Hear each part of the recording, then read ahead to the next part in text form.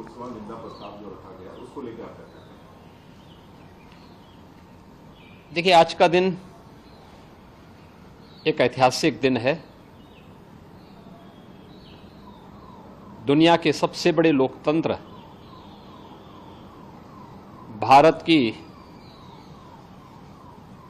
संसद में नवगठित संसद और नव निर्वाचित लोकसभा के माननीय अध्यक्ष श्री ओम बिरला जी ने आपातकाल के 50 वर्ष पूर्ण होने पर आपातकाल के विरोध में एक निंदा प्रस्ताव पारित किया है।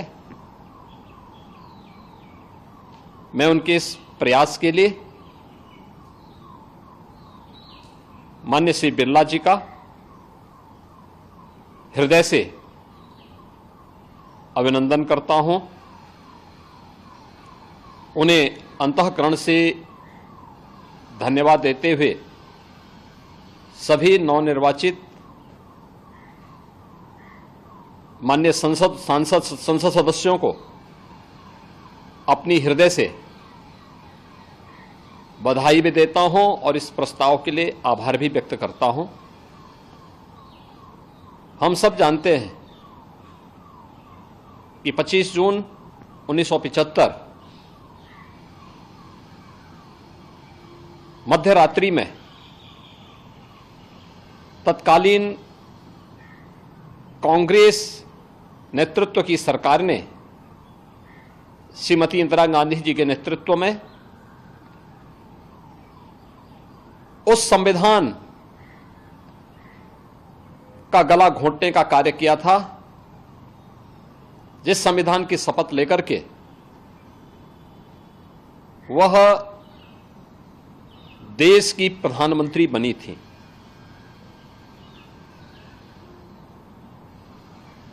यह न केवल संविधान का गला घोंटने का उनकी प्रयास कुत्सित प्रयास थे, बल्कि एक प्रकार से लोकतंत्र की हत्या करने का प्रयास था। 50 वर्ष बीतने के उपरांत कांग्रेस के इस काले कारनामों को जनता तक पहुंचाना आवश्यक है। आज भारत की संसद ने वही कार्य किया है, क्योंकि कांग्रेस का वर्तमान नेतृत्व जिस तरीके से देश की जनता को गुमराह कर रहा था, संविधान के नाम पर, आरक्षण समाप्त करने के नाम पर, इसके लिए उनके काले कारनामों से देश की जनता को अवगत कराना अत्यंत आवश्यक है। और आज भारत की संसद ने वही ऐतिहासिक कार्य किया है। कांग्रेस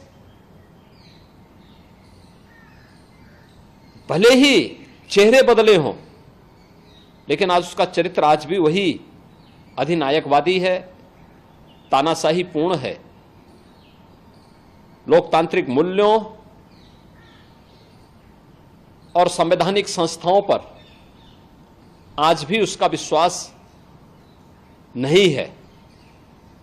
और इसीलिए भारत की हर संवैधानिक संस्था को कटघरे में खड़ा करना, भारत के बाहर जाकर के भारत के लोकतंत्र पर, भारत की चुनाव की प्रक्रिया पर प्रश्न खड़ा करना, इनकी फितरत बन चुकी है। कौन नहीं जानता है कि कांग्रेस ने संविधान लागू होने से लेकर के 2014 तक 75 बार भारत के संविधान में संशोधन किए। कौन नहीं जानता है कि अनुच्छेद 356 का दुरुपयोग करते हुए 90 बार कांग्रेस ने विभिन्न राज्यों की सरकारों को, लोकतांत्रिक तरीके से चुनी गई सरकारों को बर्खास्त करने का काम किया था। कौन नहीं जानता है कि अपने राजनीतिक स्वार्थों के लिए कांग्रेस ने देश की अखंडता के साथ खिलवाड़ किया और कांग्रेस के इन काले कारनामों की एक लंबी फेहरिस्त में आपातकाल भी आता है। आपातकाल की उस काली घटा को वर्तमान पीढ़ी को अवगत कराने के लिए आज देश की संसद ने एक ऐतिहासिक निर्णय लेकर के यह निंदा प्रस्ताव पारित किया है। ये सचमुच एक अभिनंदनीय प्रयास है, वर्तमान पीढ़ी को बताने का प्रयास है। मैं नवगठित संसद और नवनिर्वाचित लोकसभा के माननीय अध्यक्ष श्री ओम बिरला जी का इस साहसिक कदम के लिए हृदय से अभिनंदन करता हूं।